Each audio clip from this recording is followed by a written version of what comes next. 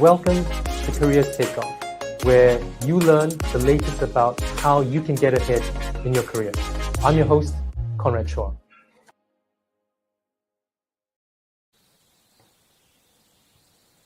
Welcome. I'm Conrad, and I'm your host for today. Today's episode is a very special one. Margaret O'Neill has had a long and illustrious career working in careers development in different business schools. She's worked with MBAs, pre-experienced masters, and EMBAs, a huge range. Margaret's going to be retiring after more than 20 years in business education. You and I were just so lucky to have her with us to reflect on her career and what are 5 lessons you need to know to manage your career. Before I get Margaret on stage, I want to remind you to put your questions in the comments field or share your memorable experience you might have had with Margaret in the comments field. You can start by writing down where in the world you're watching this from today. So, welcome, Margaret. Thank you so much, Conrad. I feel like this is my Paul McCartney Glastonbury moment, that you're wheeling me out before I put my clogs, because it's all over. But thank you so much for having me. I've never felt more uncomfortable. But thanks. Well, speaking of Paul McCartney and music, maybe we can. I just wanted to share that you joined Cambridge Church Business School in 2001, and the top-selling single, according to Wikipedia, in the UK that year was this song by Shaggy. I have no idea what that song is. I don't know what it was, but it wasn't for me. It might not be me. It wasn't for me. Thank you. I didn't know that. I'll put that into my trivia quiz for the family. Ah, okay. Yeah. And before we get into the 5 sort of lessons, let's have a shout out to some of the people who are watching today. So we've got Debasis from FinTrack Global. Arthur Meadows, a good friend of ours, watching here locally in Cambridge. Someone's watching from London. Miriam. Miriam from Lebanon. Some great friendly faces. Yes. We've got Janet. Hello, Janet. Our fellow colleague, Mary from Bedford. Oh, thanks. Yeah, I would if I could. I've got water. Charlie from someone local from Cambridge. Gustavs from Stockholm. Oh, nice to see you all. Thank you. Yutaru. Hello, Yutaru. Another fellow alum. Great. Another local, Cambridge, right? Sakuranas from Singapore, and we've got I don't know. Well, he's like a long-time student with us, first MPhil and now EMBA. Mark from the UK. So we'll have far more of these little comments coming up. But in the meantime, Margaret, you've had this long career in careers, right? And you've worked with so many students. You want to talk about this first lesson that you think is very important when managing careers. What does it mean to be human?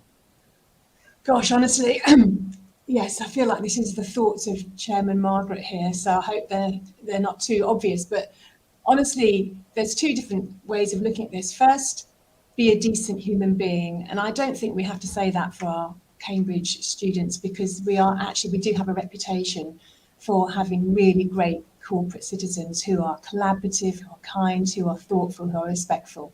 But there's all kinds of things, you get from an MBA. You don't need an MBA to be thoughtful, to be respectful, to turn up on time, to deliver when you're supposed to be interested in others, to be curious.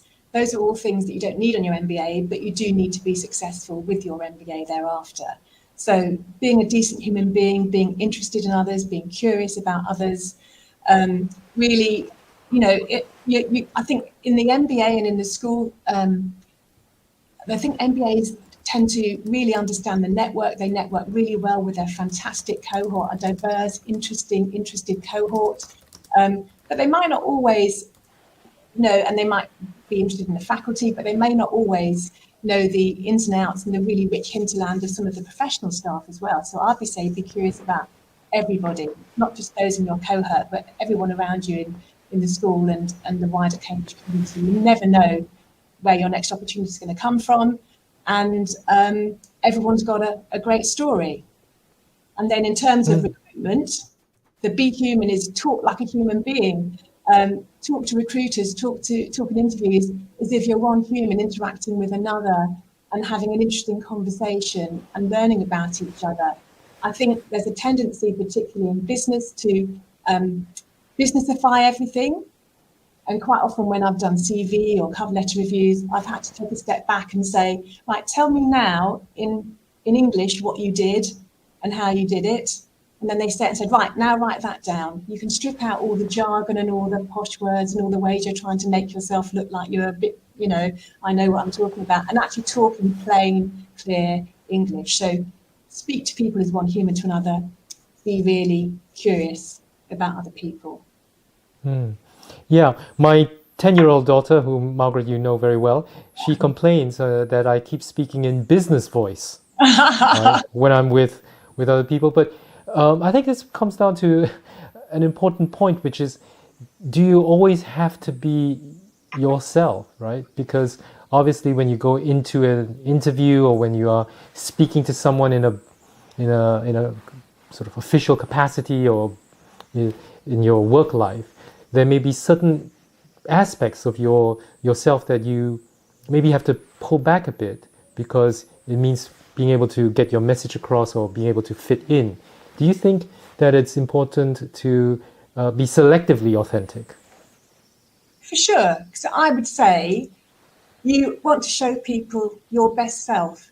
If you're telling, I use this analogy a lot, if you're ringing up your grandma at the weekend and telling her what you got up to at the weekend, you're going to be selective about what you share. You're going to say the same experience, but you're going to tell her a different story than you might to your best mate or or a classmate.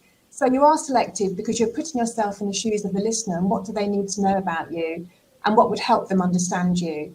But you don't have to share everything all the time. And you want to show your best self. You want to show your best self when you're in an interview. You want to show your best self in front of recruiters. But what I would say is, if you're really struggling to flatten yourself all the time, you need to think, is this the place where I'm going to thrive? Because it's hard work and it's exhausting to constantly flatten down your true self. And to our listeners, again, here's the question, which is, if you can share in your comments, right? Was there a time when being human or authentic helped you at a particular point in your career, a particular episode? And what did you learn from that? If you could share that in the comments, that would be great. Or if you have any questions for Margaret as well. So let's take a look at some of the other, we've got loads of people here. So we've got Fairis from Kuala Lumpur, Muhammad's from Pakistan, Hi. Vicky from Taiwan, Naveen from India, Akiru from Kenya, Kuram from... Oh, hey. That's a Krim I know. Matt. Oh, okay. Saffron Walden's not too far away for people who don't know. Pratika's from India. Rubana is a student who will be joining us in September. So thanks very much, Rubana, for joining us here today. Shelley, who is an EMBA, in Dubai. And we've got Sambhav and Cheryl all the way from in Tasmania. Thanks for waiting up. So, Margaret, the next thing that you sort of lesson that you talk about is keeping perspective. What does that mean? Yeah, well, we all know that Cambridge is a bit of a bubble, and it's a very intense bubble. You come here for 1 year or 2 years, there's a lot of rich experiences when you're here, but you're in this very intense, emotional, academic bubble where all emotions are heightened. You make great friends, you're under great stress, you're trying to deliver projects and exercises and assignments and exams.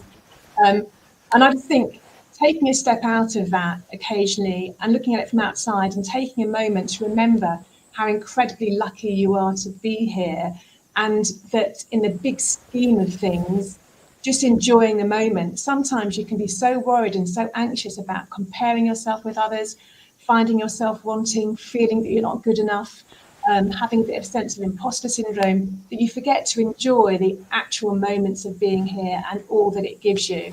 So I think keeping that larger sense of perspective and always thinking, what's the worst that can happen? What's the actual worst that can happen? You might not get the project you want, you could get a better one. You might not get the job you want, but you might be in it in 2 years' time. What's actually the worst that can happen on the big scale of things? I think that's just very grounding. And we all know that the MBA, particularly the one-year MBA, is a roller coaster. You know, it's a roller coaster of emotion, of highs and lows, of great success and great disappointment. You have to smile and grin and bear it when your best friend gets the job that you really wanted. You have to go through rejection after rejection sometimes, and you have to really challenge your sense of self.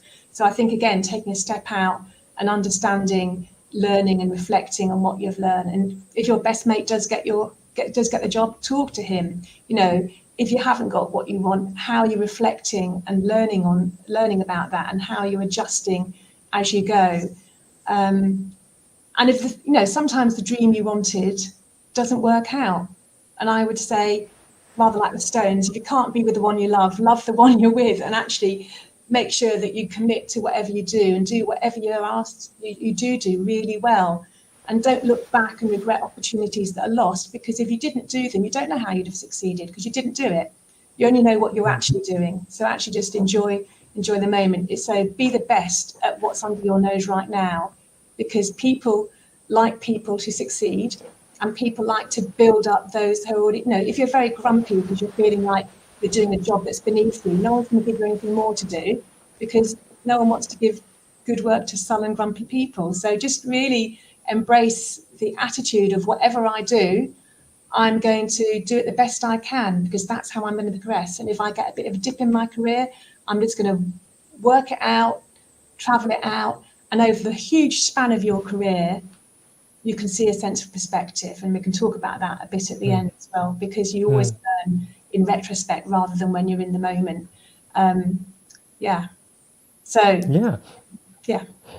It's interesting, Margaret, what you say a lot about, you know, keeping perspective and being careful about comparing yourself with others. It reminds me of this interview on a podcast. I'll put it in the comments later on, with Laurie Santos, who's a psychology professor at Yale, and she teaches one of the most popular course in Yale, which is about happiness. And she talks about how it's scientifically shown that as humans, we are very good at comparing ourselves relative to others. For sure. We're not very good at comparing on an absolute basis. So it's always, you know, as you mentioned, it's always easy to compare yourself to the person who got a promotion or got a bigger bonus than yourself, right? But it's not so easy to think, hey, actually, if 6 months ago, if I had been told I was going to get this amount of bonus, I'd be thrilled, right? Absolutely. And then later when I get it, hey, actually, I didn't feel as happy as I thought I'd be, because someone else got a bigger bonus. And she talks a lot about how, you know, you'd think that more money makes people happy, but this is the reason why it doesn't, because people, once you get that first million, you're thinking, I made it as a millionaire, but now I need to be that, someone's got a bigger yacht or a bigger country home. And I keep having to, you know, the happiness that I thought I'd get was much less. So how do you, you know, what are your thoughts about how people can keep anchored and always keep thinking, well, this is how I need to look at my career and my advancement? Make a positive choice to be happy and to be appreciative of what you've got, and then think about how you're going to build on it. And, you know, at this time of year, you know, we always get people who throughout the year, I haven't got a job, I'm never going to work again, my life is over, how terrible. And then you get to the end of the year and suddenly they've got 3 or 4 choices, and they find it really hard to let go of the choices because it's taken so long and it's been so painful to get there. It's really hard for them to let go. And I would say, great one. And I would say that, you know, actually make your decision, commit to it, do the best. If you're a T-boy, to be the best T-boy, commit to it and do the best you are in that role, and use yourself as your own anchor. Comparing yourself to others is the thief of happiness. And I'd also say striving to make other people happy and forget about yourself, because making other people happy can sometimes bring that back to you as well. So there's no perfect life, there's no perfect partner, and there's no perfect job, but there's great jobs, great lives, great partners that we can choose to commit to. So we can make a positive choice to be happy and to keep that sense of perspective and to be grateful. Yeah, and I think this is a great time to bring in, a good friend of yours, good colleague, Roger, right? Yeah. And Roger says this is about managing expectations. Sure. And what's your take on how do we best manage expectations? Maybe not just within ourselves, but with others, since for many of us will be working in a team or leading a team. Yeah. Daniel Kahneman wrote a really great book on this a few years back, and I remember sitting by a pool in the south of France listening to him on Desert Island Discs talking about it. And it's all about that gap in expectations between what's expected and what I get. So if you are really interested in money and you get loads of money, that's great. If you're really interested in money and you don't, then you're disappointed. So it's all about managing what you expect and what you're going to get. So I would be really realistic about talking to people about what you actually need and actually having that sense of perspective. What do you need to be happy, and what does happiness mean to you in your job and work? What are you willing to sacrifice in order to get that? So it might be money, it might be time, it might be location, it might be something, but there's always a compromise to be made, and you're not going to get everything perfect all the time. And it's just about really understanding what's important to you and what you're willing to compromise on. And before we go on to the next lesson that you have, I just wanted to give a shout out to some others. Brian from Taiwan, yeah. Another alum, Jenny. Hello, Jenny. Sadia, yes, who's just, I guess, next door. And for those who don't know yet, Sadia will be taking over Margaret as head of careers here at CJBS. I'm so happy. I can't tell you how happy I am to have Sadia step into head of CJBS Careers, because she's a wonderful friend and colleague. She's been amazing over the last 10 years here. She knows the recruitment landscape like the back of her hand. She knows students, alumni of the school. So I'm thrilled that she's taking over, and she's got the support of a fantastic team. So thank you, Sadia, for making my exit easier by stepping into the shoes. Neil, hello. Neil is another alum. Yeah. Hi. Hi, Prathitha. And we've got Nikita from South Africa, and another colleague of ours, Joe Bester. Joe. Right? So if we go on to the next lesson that you talk about, which is develop good habits. What is that?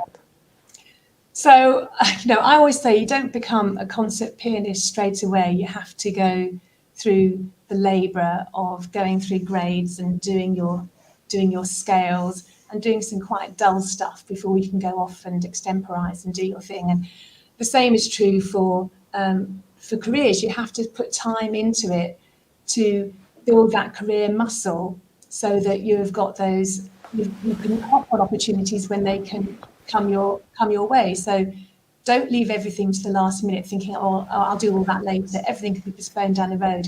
If you can keep a journal and actually learn and note and understand what's happening during your time here, it makes it much easier to reflect on that at the end. If you can spend time every week either looking at your skills and interests, unpacking your values, doing something to really understand what your value is for a company, researching companies, looking at your LinkedIn profile, the small daily habits that allow you to build the muscle and to hop on opportunity.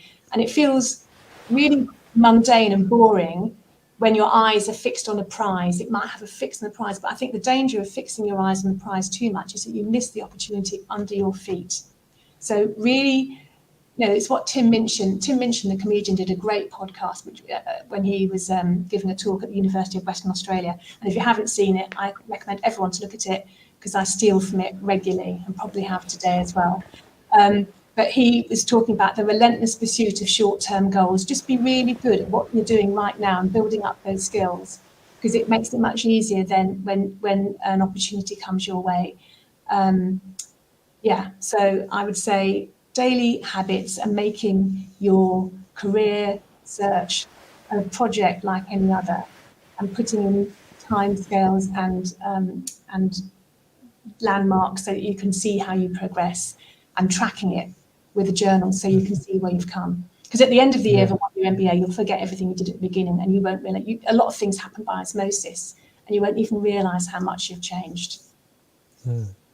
I would also, it just reminds me of something that there's this podcast I listen to, The Knowledge Project, and the guy Shane Parrish, he's a firm believer in, daily or small daily gains, and that over time it compounds, and before you know it, you're much better than anybody else. For sure. Right? So it's always about those, trying to see how at the end of today, this week, how much you have improved. Doesn't matter if it's just 1%, but that 1% gets compounded over time. Yeah.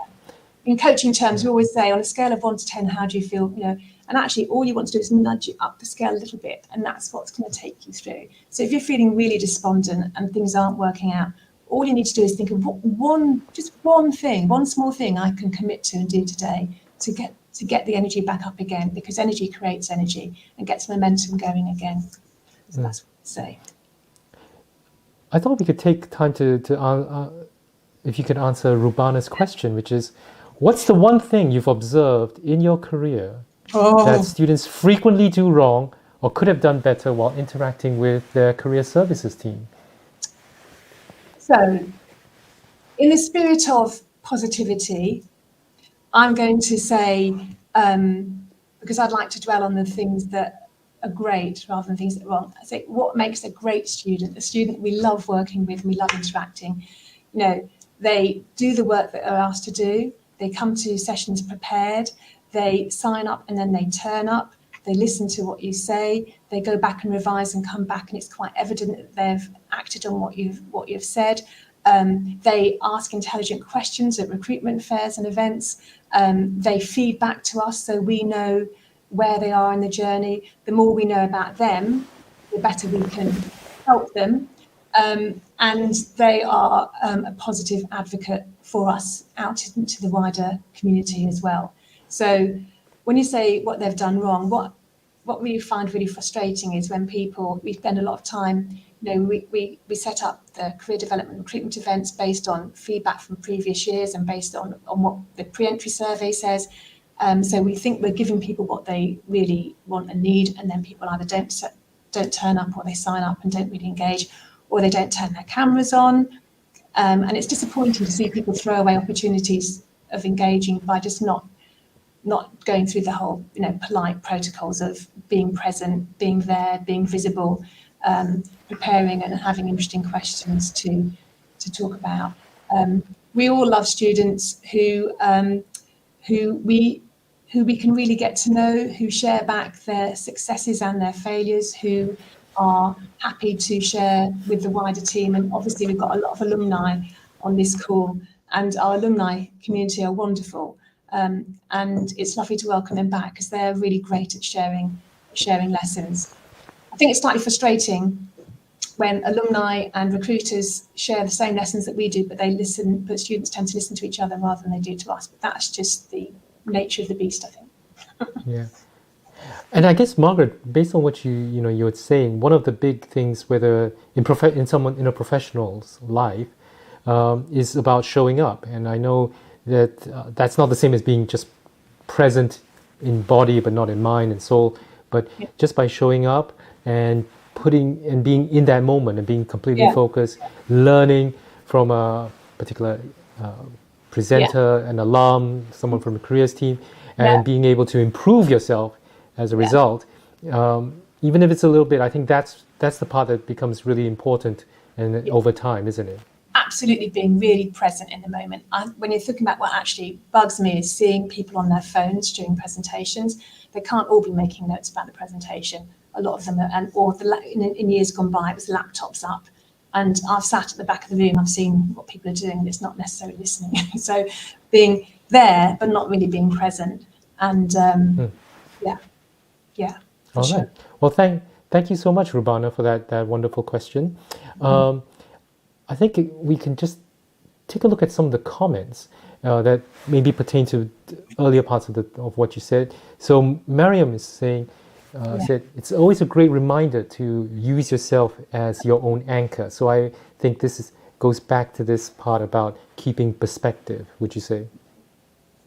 Absolutely. I mean, you are your own North Star. I think there's that old expression, if you don't know yourself, you've got little chance of knowing anything else.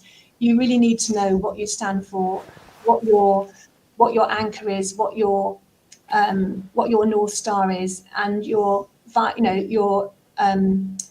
values that are unnegotiable. These are my non-negotiable values. This is what I need in order to be happy and to be successful. The rest of them I can manage, but these are the things that I need to be happy in my working life. And there was a great. I'm a great fan. There's a website called 80,000 Hours, and it's about work for good. And they have a great little mantra, which I have stolen and I use a lot, so forgive me. And they say, what makes a great job? And what makes a great job is doing something you're good at, that you enjoy. And the two aren't always the same. Sometimes you're good at something, you don't particularly enjoy it. Sometimes you get used to something, you no longer enjoy it. With like-minded people, so with people around you that lift and inspire you. If you're some of the people you spend most time with, what kind of people you spend your time with, that's aligned with your values or has value. So it has value to you. You're either learning, if one of your values is, I must learn and develop all the time. If one of your values is, I must make an impact, it's aligned with your values. It meets your basic needs and it suits your lifestyle. So it pays you what you need to be paid and it suits your lifestyle. So it's where you need to be if you've got family or friends or location things. And if you get all 6 of those, that's hitting the jackpot. But most of the time you have to make compromises in one or other of those areas. And there's a different spike at different times of your life. Thank you. I can't see you, Mark, so who knows what you're doing. You could be going 100 miles an hour right now. That's great. But there's different spikes at different times of your journey. So sometimes, learning is really important. Sometimes you need to earn money because you've got, bills to pay and you're at a certain point. Sometimes your kids are in school, you need to be in a certain location. So there's going to be different spikes at different times. But generally, if you can have most of those working in sync, that makes a really great career. So. And here's a comment from a colleague of ours, Ruth, who shares that one of your many wise statements is always assume the best intentions, and that this really can transform an individual's approach to many challenges. Do you want to talk a bit about what is this assume the best intentions? So I would say you can, if you're going to go into a challenging conversation, or that there's certain difficulties ahead, or there's somewhere where there's been disagreement in a team, I would go into a meeting assuming that everyone wants the best outcome and assuming that people think well and want well and they have the best intentions. And it's much easier to manage difficult emotions if you can go in there listening with the view to understand the intent, rather than thinking, oh, why are they always so difficult? Why are they throwing boulders in my way? Just understanding their intent and knowing that everyone has the best intentions. And if they haven't, I'm still going to go in as if they've got best intentions, because sometimes you can flip it by assuming it. Being unfailingly polite is very disarming. It's a weapon. All right. So let's go on to the next lesson that you want to share, which is choose the right path. What does that mean? It means choose the path that's right for you, which might not be one of the well signposted paths. So there's you know, when you come in for an MBA, there's always those very well signposted paths to MBB, to the big MBA recruitment programs, to some of the big finance programs. And sometimes you might have come in thinking, I want to do something completely different. But you see everyone around you going for that, and you're thinking, I didn't know I wanted to do that, but maybe I should. Everyone else is doing it. And then you get sucked up in the moment, in the bubble moment, and thinking, I better get moving, I better apply for that as well. And I always call it, because I do love an analogy, I always do call it the herd of wildebeest moment, when everyone's, you know, battling to MBB. Oh, I've got to get there. So the wildebeest are okay, because come January, they're at the right watering hole. They're where they're supposed to be. But all the fawns and the rabbits and the antelopes have been sucked up in their feet, end up in January in a watering hole they don't want to be at, where they're quite battered and bruised because they've been rejected and trodden underfoot, and they have to find their way out again. So rather like Marion was just saying, holding your North Star helps you resist that temptation to follow your best friend's job, because it's what everyone else is doing. It's helping to understand. And if you don't know what you're going to be doing next, it's absolutely brilliant to explore and to understand that. But to understand that with that sense of perspective and saying, I'm trying this out, I'm experimenting to see if it fits, and that's great. But you're going it with a different intention then. And then what I love, I often use this analogy as well, that Finnish urban planners don't put out pathways. They wait for it to snow and then see where people have trodden. And that's when the paths go in. So they call them desire paths. And I love that analogy, because I think a lot of our MBAs are creating their own desire paths. You know, the MBA, they're getting lots of information, at them, and they're there choosing their path to the right route for them. And it might not be the well-signalled, the well-signposted path, which is easier in a sense because you know what you've got to do. It might be a longer path, it might be slightly more challenging, but it's more likely to get you where you need and want to be. So there's that effort is rewarded. An alum said to me a few months, probably a year or so ago, a long time ago, they said, I can spot a Cambridge MBA a mile off. And I said, oh, that's really interesting. How? I said, because they're not afraid of the future, and they're excited about the unknown. And that's not true for everybody, but I think it's true of a lot of our alumni and a lot of our students. And the excitement of the unknown is palpable, because the world changes so fast now, we can't possibly know. We know a few of those very structured paths, but the majority of people are going to be in paths that haven't been set yet. So choose the one that's right for you and not your best friends. But, you know, Margaret, as you well know, lots of people who come into business education, whether MBAs, EMBAs, MPhils, they're all looking for a change in their careers, right? So they're already coming in almost a bit unhappy with where they are, and they are trying to take that big leap into, opening which door, for example. So how would you suggest that they figure out which is the right path, since it's going to be a new thing, a new path, and they almost by definition don't know what's behind that door? Yeah. When you don't know what's behind the door, you talk to people who've been and looked in, and you see it, and you get a sense of context for that. So I would say, talk to people who've trodden that path, talk to alumni, talk to people that are there, ask them they're realistic, what excites you every day, what's different, what's unexpected, is this the outcome you thought, what kind of people thrive here, what do you spend most of your time doing, what's in the future for you. So talking to people, again, genuine curiosity with the people that you're talking to, and experiment a little. This is 1 year out when you're on your MBA or your executive MBA. You get the chance to do projects, you get the chance to do other things and experiment a little bit and try things out. You can try things out in the formal projects, the team consulting projects, but you also get the chance to do an individual project and to put your toe in the water and see how things play out. And the truth is, you don't know until you're sat on this chair on a Monday morning starting work really what it's going to be like. You can just do your due diligence, and then you turn up there and deal with what brings your way. But your due diligence is trying to understand as best you can the context before you get there. And Cambridge is a great place to do it. So another comment from Roger, who's just like you, Margaret, has had such a long and illustrious history in careers development. So Roger says it's difficult, but very important for students to avoid that peer pressure and be their own person. For sure. And I think here we've got Pratitha, who says, love this wildebeest analogy, but what about treading the corporate path versus going down, experimenting?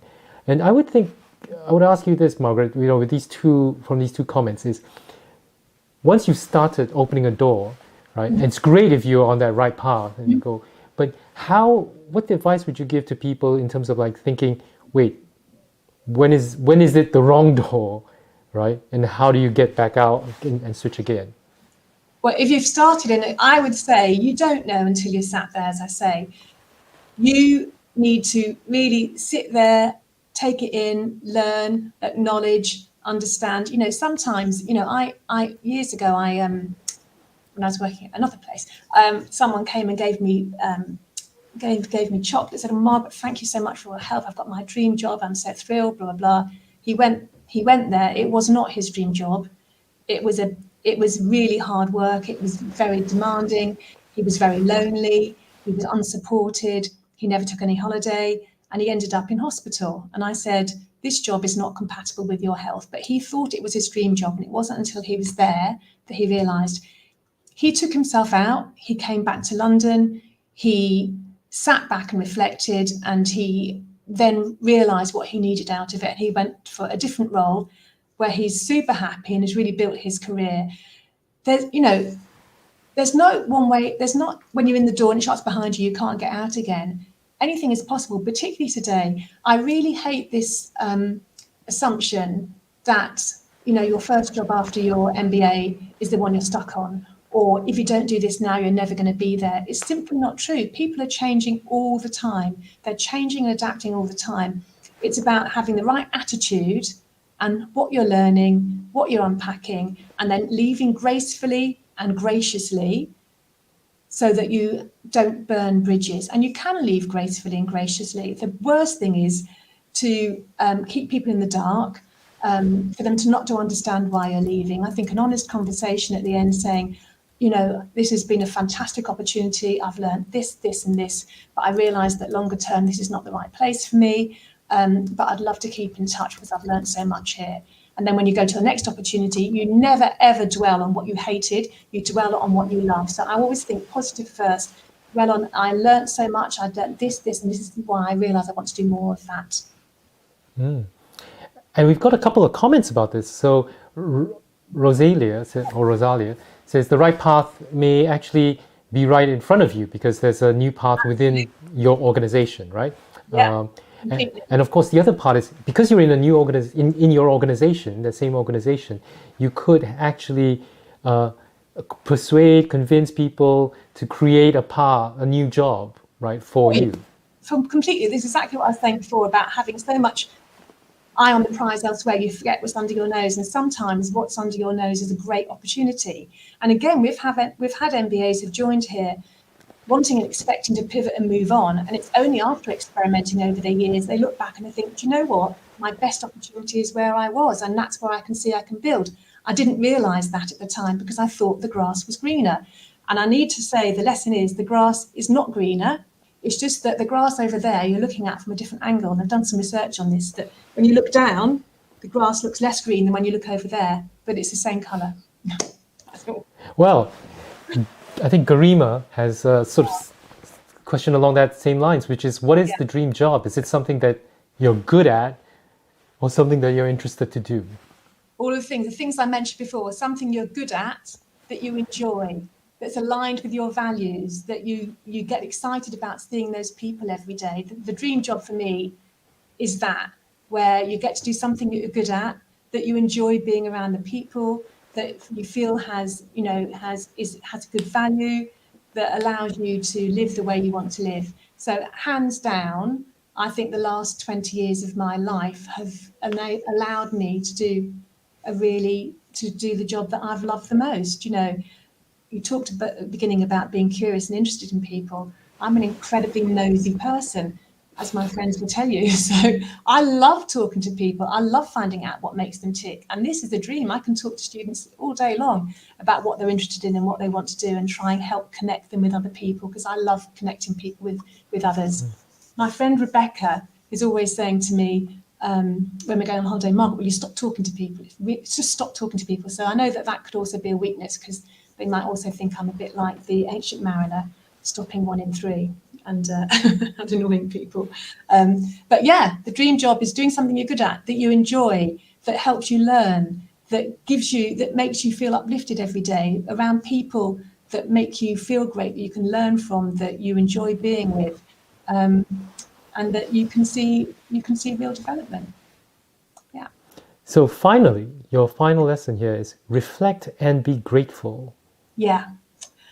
Well, this is a really intense program and a really intense career. And sometimes when you're in it, rather like I was saying, when you're in the bubble, it's really hard to appreciate that, because you're so involved in the drama and the intensity, and you need to take a bit of a step out. And sometimes, and I'm sure all the alumni who are on this call will look back with very rosy glasses about their amazing time when they're here, because it's that whole Kierkegaard thing.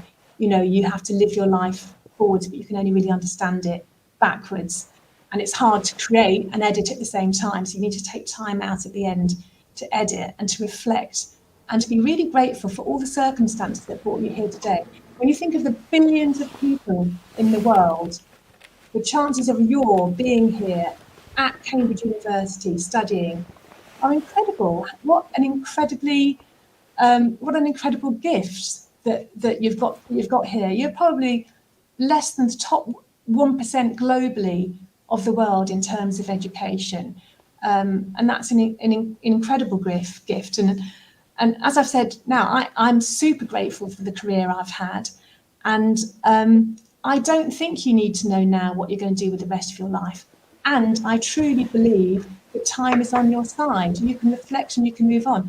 You know, I am, hands up, you know, I'm 64 now. I still think time's on my side. I'm excited about what's going to happen next, and seeing my kids grow up, seeing my grandchildren grow up, hopefully doing some work with students that, you know, that helps uplift me.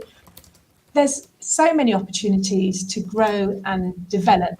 And I think just being really grateful for the opportunity that has come your way really helps. Even in down times, there's always something to be grateful for. Someone asked before about the books I was reading, so I'm going to give a shout out to 2 books by Oliver Burkeman, which I loved. One kept me sane during lockdown, which is The Antidote, Happiness for People Who Can't Stand Positive Thinking. That was a really incredible book, and basically that's all about perspective. What's the worst that can happen, and really owning your time. The second one he's done is 4,000 Weeks, and that's apparently the span of our life on Earth and how to make the most of that time on Earth. And you might think that's quite a depressing thought. Actually, it was incredibly uplifting, because we have this limited time. We may as well enjoy it. We're not all going to be Einsteins and Stephen Hawkings, but what we can be is really great people in our own right, just raising our families, doing what we need to do, you know, and building relationships with people that are important to us, because the time we spend with friends and family and the people that are important to us is rich time, and that's how we should be spending it. So that's a bit like I'm going to be doing with mine. And I'm super grateful for all the people that I've spent time with here, and the wonderful team that I've got, who have been amazing. All the team across, you know, all the professional staff across the school, but my careers team as well, been amazing. All the students I've interacted with, every single one of them has given me something to be grateful for. So I'm super grateful. Thank you. Yeah, and speaking of grateful, we've got our colleague Mary, who says that she's grateful in her career to be meeting so many amazing people. Mark says, you're a legend, and thank you for your support to the CJAPS community. Oh dear, thanks. Oh, this is not embarrassing. Yes. This is not at all embarrassing. Oh, stop it. God's sake. Thank you, I think. Oh my God. Well, yeah. Oh, so for those of you who can't quite see, and I need to get this banner off, but basically Yes, we have balloons, etc. for Margaret. Margaret, thank you so much for giving us your time. Not just today, but really over the last 20 years. You've touched the lives of so many people in so many different programs, different business schools. You'll always be welcome everywhere you go. And I wanted to, personally thank you for being such a great colleague and friend as well. So thank you so much. Thank you all, and thank you, Conrad, for this opportunity, which I was kind of dreading, but in a very British way. But thank you all, and thank you for all the lovely, lovely comments. I'm very grateful. Well, so thank you all for joining. I wanted to let you know that the next episode we're going to have is about disruption, strategic disruption in print media. We'll be here 2 weeks from now, 15th of July, 12:45 to 1:30 UK time, where we've got two alums, Aled John, who's the now deputy of FT Strategies, and Daniel Buenas, who is an ex-journalist with the Straits Times in Singapore, and he's then gone on to work in several large unicorns, who will be talking with me about what's happened to the whole world of print media and journalism. How can we save journalism, good quality news at a time when really it's becoming so important that public has access to quality journalism. So please join us next week here, 2 weeks from now on the 15th of July. And Margaret, thank you so much as well. And all the best in your career, whatever you'll be doing.